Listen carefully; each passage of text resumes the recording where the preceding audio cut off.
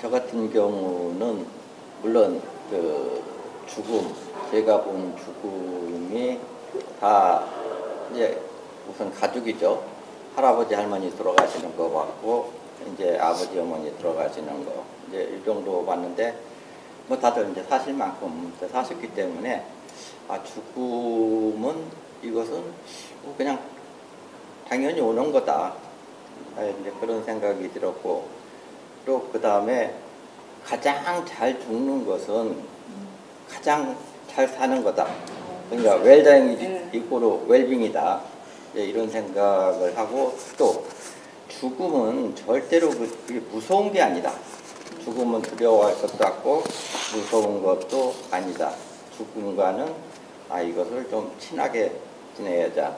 이런데 저는 생각을 가지고 있고 죽음이 뭔가 왜 죽는가 이 부분에 대해서 여러 가지가 있지만 가장 단순한 질문에 대한 답변은 태어났기 때문에 죽는 거다. 맞아요. 안 태어났으면 안 죽는데 우리가 태어났기 때문에 태어난 건 당연히 마침표는 죽는 거다. 이렇게 생각을 하면은 이건 굉장히 단순한 거다. 네.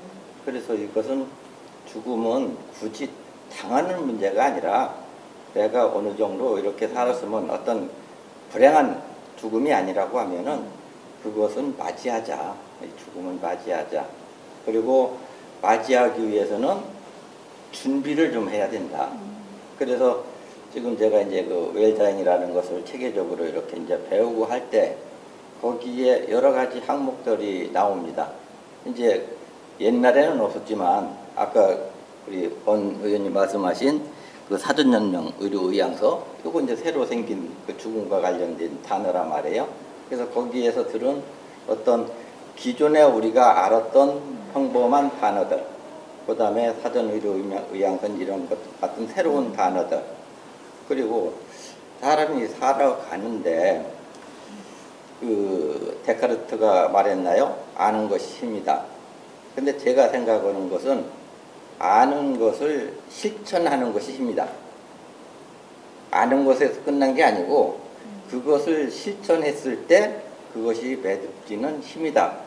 라는 그러한 저는 그 확고한 생각을 가지고 있는데 그러면 이 웰다잉으로 와서 이 부분도 배운 부분에 대해서는 그런 게 있구나가 아니라 배운 것은 내 걸로 만들어야지.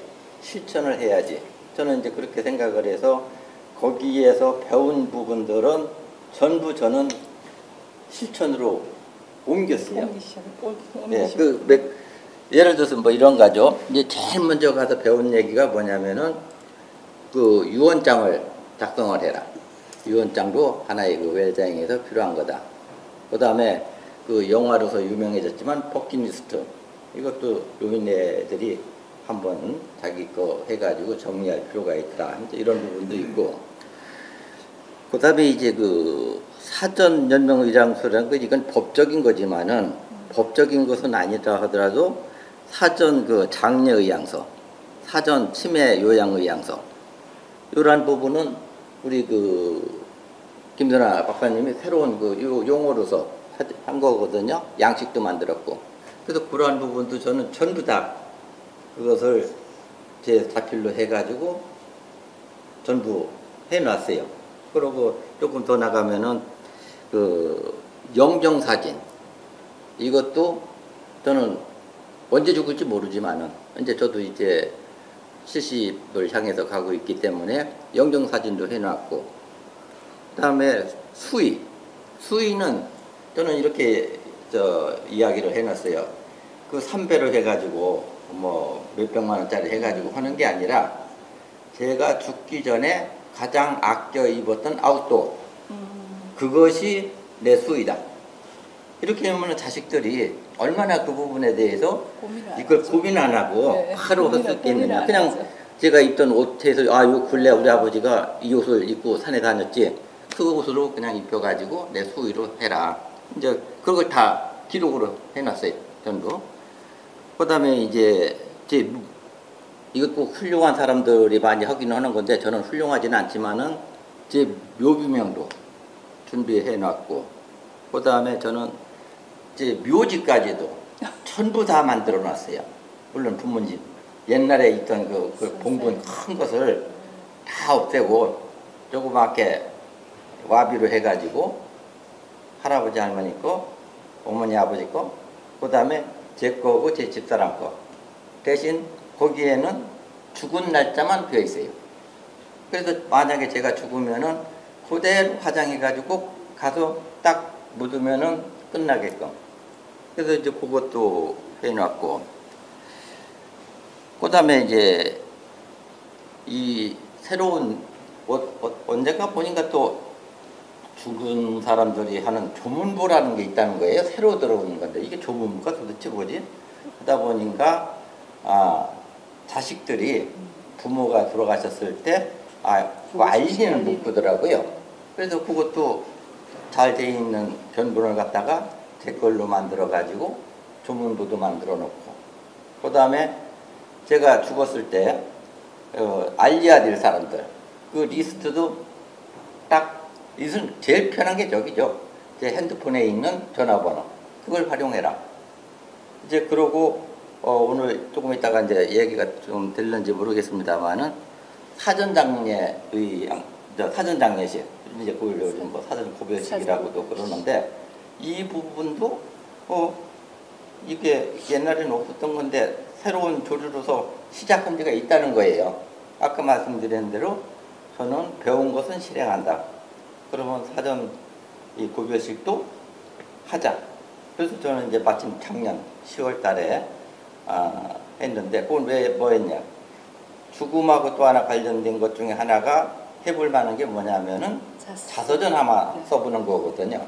근데 제가 마침 작년에 자서전을 발간을 해서 자서전 발간 그 기념을 할 때 사전 고별식을 같이 해서 이제 그러한, 그러니까 항목을 제가 보니까 그 이제 12가지를 저는 준비를 이미 다 해놨어요. 근데 제가 앞으로도 뭐 책을 읽으면서 본다든지 누구와 대화 중에 죽음에 대해서는 이런 것도 필요해 하고 하는 것이 누가 얘기를 한다 보면 저는 또 그것도 바로 해서 뭐 13개, 15가지가 될지 20가지가 될지 모르겠습니다만은 저는 그런 식으로 준비를 전부 해놓고 있기 때문에, 제가 만약에 뭐 제가 오늘 이거 끝나고 돌아가다 뭐 교통사고가 되든 뭐가 죽는다 하더라도 아마 저희 그 집사람하고 자식들이 전혀 당황하지 않고 바로 할 것으로 이제 저는 그렇게 생각을 합니다. 네, 네, 정말 웰다잉의 핵심이 저도 잘 준비하는 것, 그리고 그 무엇을 어떻게 할지 결정하는 것이라고 생각합니다. 그리고 제일 중요한 건 준비하고 결정해도 실천을 해야 할 의미가 있겠죠. 근데 정말 그런 점에서 아주 웰다잉 문화를 만드는데 제일 솔선해서 앞장서서 실천하고 계시네요. 정말 아주 사소하고 제일 또 많은 분들이 쉽게 생각하고 있는 게 영정사진은 준비하면 좋겠다 이런 것 같아요. 근데 저도 요새 이렇게 보면 몇 년 전의 사진보다 지금 사진 보면 훨씬 나이 먹은 게 표가 나요. 그래서 나도 나중에 영정사진을 좀 젊은 전에 더 좀 인상이 좋은 걸로 쓰면 어떨까. 그럼 또 나중에 제가 언제 세상을 떠날지 모르지만 그렇게 되면 또 너무 젊었을 때 사진이라고 뭐라고 안 할까 이런 생각도 해보는데, 그렇게 영정사진 준비 같은 쉽게 할 수 있는 것부터 하나하나 준비하는 게 내 마음을 정리하고, 그리고 이런 웰다잉은 말씀하신 것처럼 웰비잉과 하나인 거거든요. 삶과 죽음이 하나인 거죠. 태어났기 때문에 죽는 거고. 그런 점에서 내 삶의 마무리를 잘 준비하면 현재 내 삶이 얼마나 소중한 것인가를 또 알게 되고 더 뜻있게 좀 적극적으로 살려고 그런 자세가 저절로 좀 갖춰지는 그런 게 아주 웰다잉의 효과적인 핵심적인 효과 아닌가 그렇게 생각을 합니다. 맞습니다. 얼마 전에 사전고별식을 출판기념회와 함께 하신다고 유승희 스님이 하셨을 때 그 말씀을 하셨어요. 친지들이 친구분들이 사전 고별식을 한다면 참여 안 하겠다 그러신 분들이 계셨다고 하셨어요. 네, 실질적으로. 네. 그러셔가지고 마침 이제 제가 그 자리에 갔었어요. 신부님도 가시고 같이 가셨는데 마침 윤승희 스님께서 갑자기 마이크를 저한테 넘겨주신 거예요. 사전 고별식이 뭔지, 웰다잉 문화가 뭔지 짧게 설명해 달라고. 그래서 아까 사전 고별식 하면 안 가겠다고 그 말씀을 들었기에 한 150여 명이 오셨어요. 지역사에. 그래서 마이크를 잡고 딱 한마디를 했어요. 장례식, 과연 누굴 위한 장례식입니까? 누굴 위한 장례식인가요? 그 말씀을 돌려드렸어요. 그래서 오히려 더 장례식이라는 거는 우리가 눈을 감고 난 뒤 지인들이 오셔서 하는 게 장례식이었지만 사전 고별식은 정말 내가 살아있을 때 내가 사랑하는 사람들, 친구들도 있고 가족들도 있고 한 분 한 분 만나서 함께 모여서 따뜻한 밥 한 끼 먹자는 거예요. 사전 고백식을 그렇게만 의미를 담아주시면 좋을 것 같고 그렇게 해서 설명을 듣고 제가 우리 윤명자 어르신께서 말씀해 저희 웰다잉 동반자님들은 다 기본적으로 자기 인생 자서전을 쓰셨어요. 저도 하였습니다. 그것처럼 하였는데 제가 얼마 전에 우리 윤명자 어르신께서 정말 보기 드문 걸 말씀하셨어요. 이미 돌아가신 선친의 이게 그러니까 자서전은 보통 본인이 쓰는 게 자서전인데 이미 돌아가신 고인 걸 갖다가 남아있는 유가족분들이 자서전을 쓰신 거예요. 그 말씀을 한번 정말 너무 인상적이었어요. 저희 아버님이 이제 시골에서 혼자 계셨어요. 근데 굉장히 필체도 좋으시고 똑똑하신 분인데 어머니는 요양원에 계시니까 동네 요양원에 가셔서 오전에는 계신데 오후에 오면 혼자 계시니까 제가 이제 일주일에 한 번씩 가면서 아버지 살아오신 과정을 한번 써보세요. 그리고 그냥 공책하고 다 갖다 드렸어요. 그랬더니 그걸 매일 쓰신 거예요. 근데 제가 가면은 자랑스럽게 80이 넘으신 노인네가 야, 나 이걸 썼다.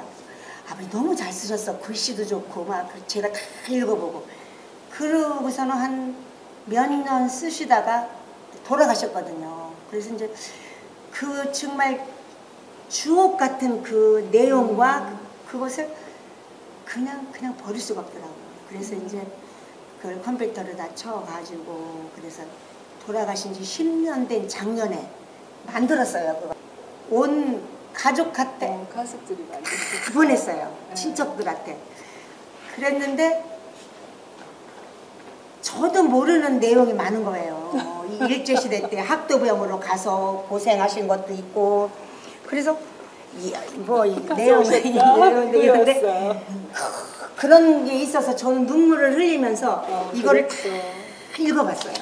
그래가지고 동생한테 이제 줬더니 동생은 영등포에 사는데 가다가 그 뭐 아파트 어디에 앉아서 이걸 다 읽었대. 눈물을 찔찔 짜면서. 그래서 야, 이게 아버지 정말 뭐 돌아가셨지만 하늘나라에서 기뻐하실 거다 이제 이렇게 생각을 했고 저는 이제 자서전을 쓰지 않았지만 제가 현직에 있을 때 글 쓰는 걸 좀 좋아했어요. 그래가지고 매일 글을 써서 신문에도 투고하고 막 그런 글이 정년퇴직할 때 되니까 이렇게 많더라고요. 그래서 이거 가지고 책을 내자. 그래가지고 책을 냈어요. 근데 책을 내다 보니까 뭐 어린 말에 뭐 어렸을 때부터 그걸 써야 되잖아요. 그래서 그걸 다 썼어요. 그러다 보니까 그게 어쩌면 작은 자서전 같이 된 거야. 어디서 태어나서 어떻게 해서 청주 교육대학을 나와서 첫 발령을 어디 받아서 막 이런 걸 다 썼거든요. 그리고 그 내용과 이런 걸 다 책을 한 권을 만들었는데 어쩌면 그게 이제 자서전이라고 생각을 하는데 앞으로 자서전도 한 번 더 써볼 생각이에요. 지금 그 이제 뭐 하여튼 더 좀 자세하게 제 삶을 되돌아보면서 지금도 제가 이제 여러 가지 봉사활동도 많이 하고 이제 제가 80이 넘었지만 여러 가지를 하고 있거든요. 그리고 지금 제가 어르신들 한글 교육을 시키고 있어요. 그래서 그 어르신들이 저에게 해주신 말씀 이런 것을 다 이렇게 마음속에 담으면 그게 정말 귀중한 책 한 권이 될 것 같아요. 그래서 자서전을 한번 써볼까 생각 중인데 아직 생각만 하고 있습니다. 마침 그 자서전 말씀하셔서 이제 제 자서전 관련 이야기를 조금 이제 드려보자면은, 우리가 자서전이라고 하면은 지금까지의 그 고정관념은 훌륭한 분, 맞아요. 훌륭한 해야만 쓰는 어떤 자기 살아온 이야기 이렇게 돼 있거든요. 근데 저는 이렇게 생각을 해요. 물론 뭐 세계적으로도 뭐 이야기가 나오겠지만 우리나라만 가지고 본다 하더라도 뭐 정치적으로 이렇게 본다 보면은 박정희 대통령이나 그 김대중 대통령 이런 분들 참 훌륭하게 살아오셨죠. 그다음에 경제계로서 정주영 씨라든지 또는 뭐 이병철 씨, 뭐 그 더 주변 많은 분들이 있는데, 물론 그분들이 다 어떠한 형태로든지 자서전이 이렇게 쓰여져 있죠. 그래서 그분들은 그분들 나름에 맞는 큰 정원을 가꿨다고 저는 생각을 해요. 그래서 그 정원을 잘 가꾼 이야기를 글로 표현한 게 그분들의 자서전이다. 그러면은 우리 같은 보통 사람들도 그렇게 큰 정원은 아니지만 조그만 정원을 가꿨다는 거죠. 그러면은 그 조그만 정원을 가꾼 그 이야기는 다른 사람한테는 없는 그 사람한테만 있는 정원이거든요.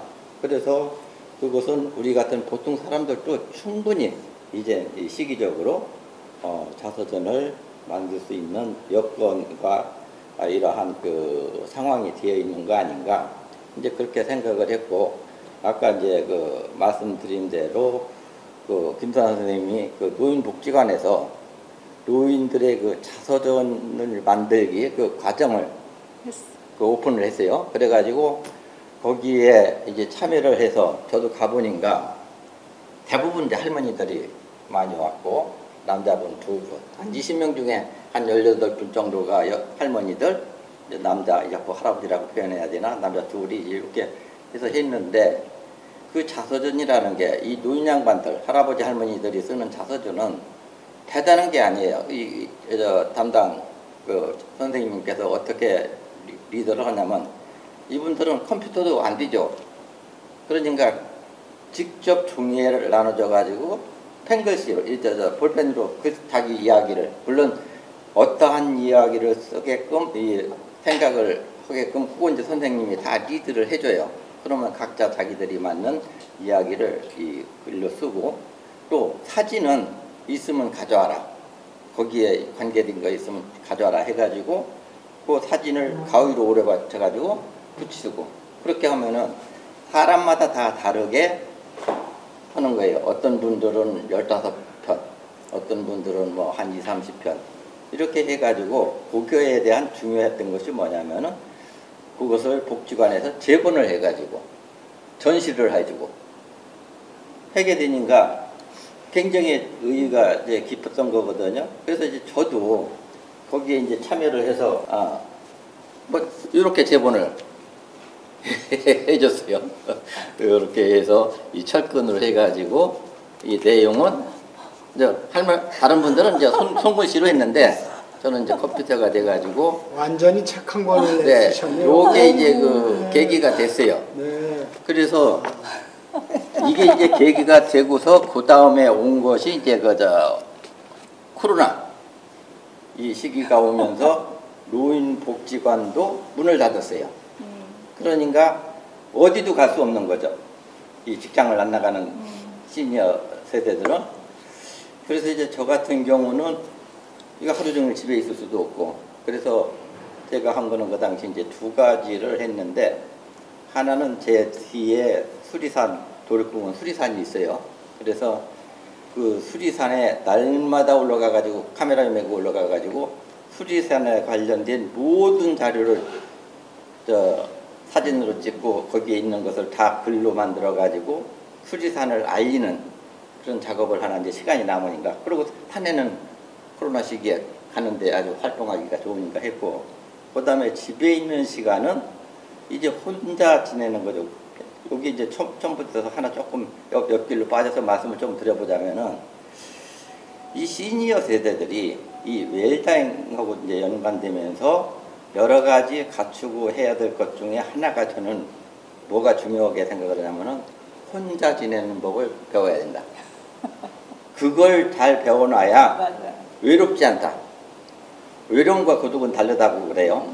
그래서 혼자 지내는 방법을 잘 아는 사람은 고독을 즐길 수 있다는 거예요. 그러나 이 혼자 지내는 방법을 이걸 잘 훈련이 안 되면은 외롭게 살다가 본인도 잘못하면 또 이상한 쪽으로 빠지기도 하고 그런다는 건데, 혼자 지내는 방법 여러 가지가 있습니다. 여러 가지가 있는데 그 중에 대표적인 것이 글쓰기다, 저는 그렇게 생각을 합니다. 근데 아까 말씀드린 대로 저걸로 자서전이라는 것을 시작을 해놔서 야, 이왕이면 좀 더 붙여가지고 시간도 많이 남고 혼자 보내는 방법도 이것도 잘 결핍해가지고 열심히 제가 해가지고 한 것이 바로 요 코로나 시기가 끝나면서 만든 책이 저기서 발전된 게 이러한 책이 두 번째 책이네요. 네네. 네, 이제 저 책이 이렇게 발전됐고 요거까지. 저는 글쟁이가 아닙니다. 글에 대해서 소질이 없는 사람인데, 이게 시작이 되었어요. 요거는 이제 자서전이 됐고, 요거는 이제 제가 스스로 퇴직 후에 즐기는 삶이라는 이 책인데, 이건 뭐냐면은 저는 제 스스로가 퇴직 후에 굉장히 즐기면서 산다고 저는 자부를 해요.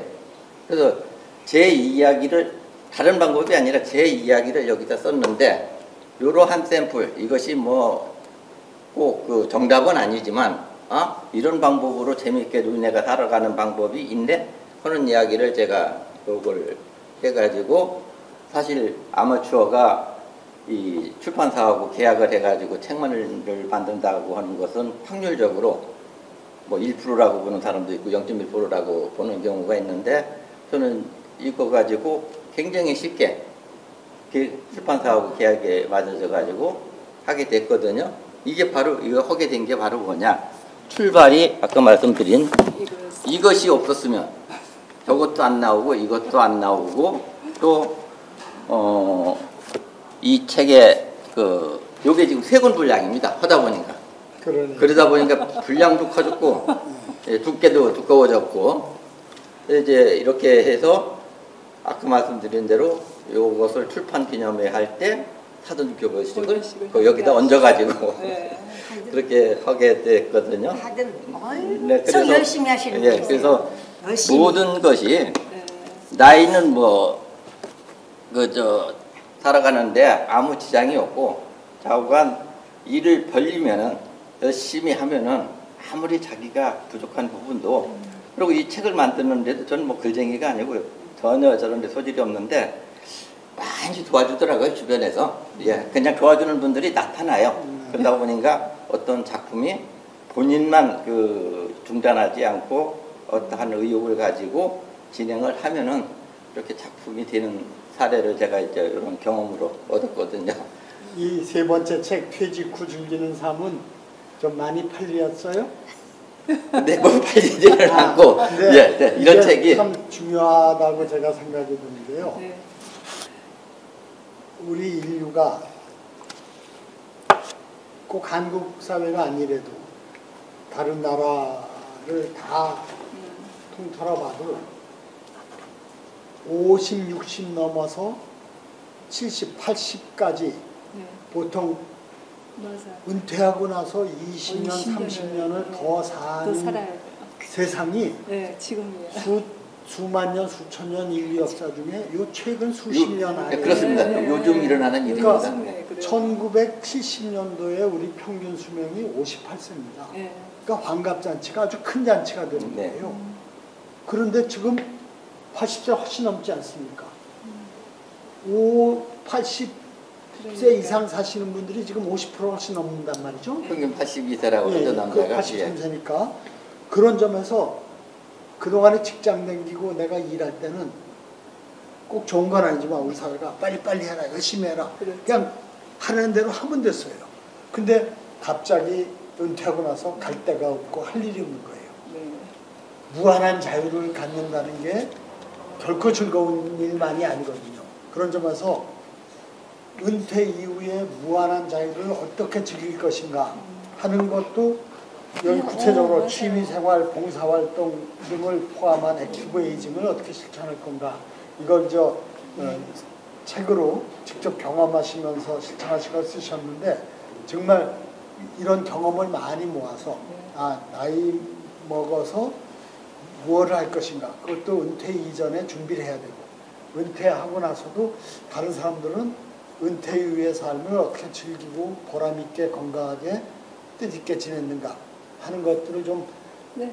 배울 수 있는 그런 이렇게 교과서로서 이런 퇴직 후의 삶의 방법을 좀 다양하게 좀 우리가 모델로 만들 필요가 있다고 생각합니다. 저도 좀 읽어보면 좀. 네네네. 일단 네 감사드렸고. 네, 내가 꿈꾸는 나의 사전 고별식에 대해서 한번 팔순 되신 지금 올해 팔순이 되신 유명자 어르신의 말씀 꼭 한번 들어보고 싶었습니다. 사실 작년에 팔순이었어요. 네. 그랬더니 뭐 제가 아들 하나 딸 둘인데 엄마 어디다 식당을 예약할까? 누구누구 모시라고 그럴 거예요. 막 난리가 났어요. 나 그런 거 안 해. 그랬더니 엄마는 팔순인데 아들 딸이 이렇게 잘라놓고 왜 안 해? 막 그래서 아니야 난 안 해. 내가 개별적으로 아는 사람 가서 다 밥 사주고 사전 고별식을 할 거야. 그랬더니 엄마 사전 고별식이 뭐야? 그래서 야 죽기 전에 내가 아는 사람 모두 모여놓고 밥 먹으면서 대화하는 거다. 그랬더니 그런 것도 있어 그러더라고. 그래 그럼 그 대신 내가 올해는 내가 아는 사람한테 다 밥 사줄 거야. 그랬더니 그럼 알았어 그러더라고요.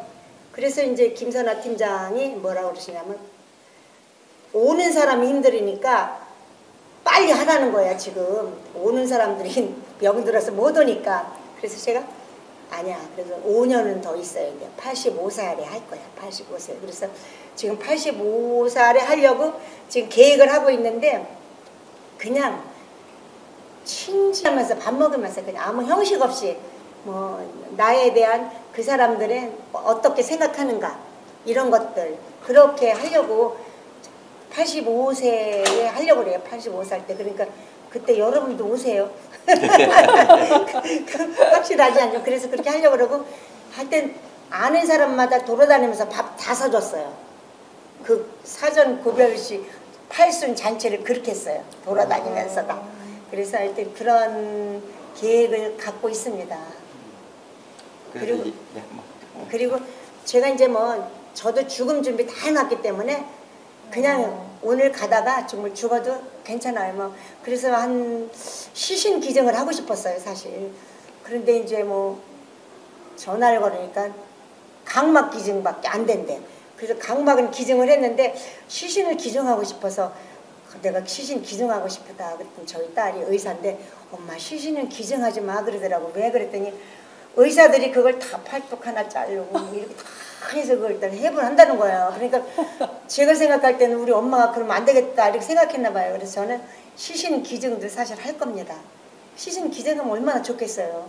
의과대학생들에게 뭐 여러 가지 혜택도 주고 뭐 좋아요. 그래서 저는 하여튼 죽음이라는 것을 두렵게 생각하지 않고 내일이라도 죽으면 끝난다.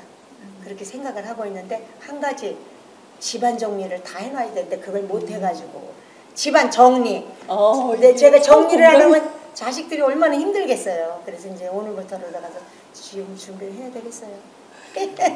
이 말씀 너무 공감해요. 제가 병원에 입원해 보니까 집안 정리가 하나도 안 돼 있었던 거예요. 병원에만 있어야 되고. 제일 그게 그래서 문제더라고요. 이제 그 사전 고별식이 그러면 과연 그게 뭐냐, 어떻게 하는 거냐, 그 부분만 제가 잠깐 제가 한 사례를 말씀드려보고자 합니다. 그러니까 사전 고별식이라는 것은 제가 죽었을 때 부구장을 낳는다는 겁니다. 그래서 왜냐하면 미리 했으니까. 그러면은 손님도 없이 어떻게 하려고 그러냐. 그래서 저는 요즘 제 의사가 제 사망 그 진단서만 바로 떨어지면은 3일장도 필요 없다. 우리 가족 뭐 10명이 모일지 20명이 모일지 모르겠습니다만은 뭐 사람들끼리만 모여가지고 왜 도사냐면 이제 통보를 안 해놓으니까 안 오겠죠. 그러니까 10명 20명이 3일도 보낼 필요가 없는 거죠. 그래서 바로 아까 제가 말씀드린 그 제가 준비해 놓은 데다 갔다가 이제 묻으면 그렇게 해서 10분란인가 3일도 필요 없다. 아 그러면은 제 지인들이 제 죽은 건 알아야 될 거 아니에요. 그래서 한 달 정도 지난 다음에 그때 알려줘라. 그리고 요러한 문장으로 알려줘라까지 제가 다 준비를 해놨어요. 그래서 그 지인들한테는 그렇게 알려줘. 물론 또 다른 방법이 있는지는 모르겠습니다만은 저는 그렇게 하려고 합니다. 네. 제 희망사항이 네. 꼭 하고 싶은 게 지금 생전 고별식 또는 사전 고별식에 플래너가 돼서 봉사하는 일입니다. 근데 아직 의뢰를 못 받아가지고 그렇게 아직 개업을 시작을 못했습니다만 결혼식도 뭐 웨딩 플래너 이런 게 있잖아요. 그냥 생전 장례식은 낯선 일이기 때문에 너무 형식을 갖추긴 그렇죠. 그렇지만 또 그래도 의미 있는 행사로서 되기 위해서는 그 생전 고별식을 치르는 본인이 어떤 얘기를 하려고 하는지 또 어떤 분들에게 덕담을 좀 청해 들을 건지 또 무슨 즐거운 또 분위기를 잘 돋우는 무슨 그 음악이나 뭐 이런 프로그램도 펴낼 건지 그런 걸 계획해야 되지 않겠어요? 그래서 제가 그런 거를 생전 고별식을 하시려고 하는 분과 상담을 해드리고 그래서 그 계획서를 맞춰놓고 그 다음에 언제 할지도 의논해서 해야 되겠죠. 그래서 그렇게 진행을 하면은 굉장히 보람 있지 않을까. 그리고 정말 지금의 장례식도 나름대로 우리의 전통이고 의미가 있습니다만 살았을 때 내가 가까운 사람들에게 고마웠다, 미안했다, 사랑한다라고 전할 수 있는 기회를 갖고 그걸로써 내 삶을 한번 크게 마무리 져보는 건 정말 아름답고 멋있는 일이다. 그래서 이런 문화가 좀 많이 확산이 돼서 저 같은 사람이 그런 생전 장례식, 생전 고별식 또는 이별식이라도 합니다만 그 플래너로 좀 바쁘게 일하면 좋겠다 이런 희망을 갖고 있습니다. 네, 제가 신청하겠습니다. 제가 웰다잉 문화를 만 꼭 10년 하였습니다. 여기서 웰다잉이 가장 중요한 게 뭘까 생각해 봤을 때 지금 현재 이 순간을 행복하게 살아가는 거. 한치 앞을 모르니까. 이게 웰다잉 문화의 진정한 의미였어요. 지금 현재 이 순간 함께하는 분이 가장 소중한 분이에요. 그리고 오늘이 행복하면 그 행복한 게 계속 가다 보면은 어떻게 죽으면 솔직히 눈에 안 보이잖아요. 알 수도 없잖아요. 이 생에서 마지막 오늘을 살았을 뿐이지 당사자의 입장에서 본다면. 그래서 행복한 오늘을 이렇게 보내면 어떠할까 하고 정말 즐거운 시간, 감사한 시간이었습니다. 네. 네, 정말 웰다잉 카페가 다양한 형태로 방식으로 좀 우리 사회에 이렇게 퍼져서 함께 삶과 죽음에 대해서 얘기하고 죽음에 대한 준비가 현재의 내 삶을 보다 뜻있게 풍요롭게 만드는 아주 중요한 초석을 까는 길이다. 이런 걸 좀 대화를 통해서 배우고 실천하는 그런 좀 문화가 될 수 있도록 우리 웰다잉 동반자 여러분께서 앞으로도 많은 역할을 해주시면 좋겠습니다. 고맙습니다.